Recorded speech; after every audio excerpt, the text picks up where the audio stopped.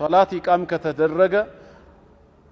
فلا تأتوها وأنتم تسعون እየተቻኮላችሁ እየተሯሯጣችሁ አትምጡ ወደ ሶላት ولكن ائتوها وأنتم تمشون ኖርማል እርምጃን እየተራመዳችሁ ኑ ወደ ሶላት وعليكم السكينة እርጋታን አደራችሁ ተላበሱት فما أدركتم فصلوا ከኢማሙ ያገኛችሁትን አብራችሁ ስገዱ وما فاتكم ያመለጣችሁን ረክዓ ደግሞ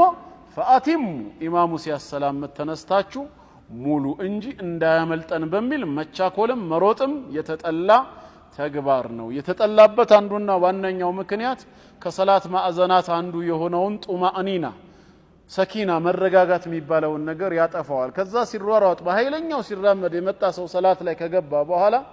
ፋቲሃን በተረጋጋ መልኩ አይቀራውም የታወቀ ነው ይቆራረጥበታል ትንፋሹም የእንትኑም ይግልጽ ያደርገዋል ያ መሆን የለበትም በተለይ ደግሞ ሩኩዑ ላይ በሩ አካባቢ ላይ ስንሆን ኢማሙ ከፋቲሃ በኋላ ሱረቱል ካፊሩን ሚቀራ ከሆነ ቶሎ ብለን ሩኩዕ እንዳያመልጠን መቻኮል እንጀምራለን ምናልባት ጫማ ቦታ ላይ ስንደርስ ግን ሩኩዕ ከወረደ ተስፋ እንቆርጣለን ወዲያው እንረጋጋና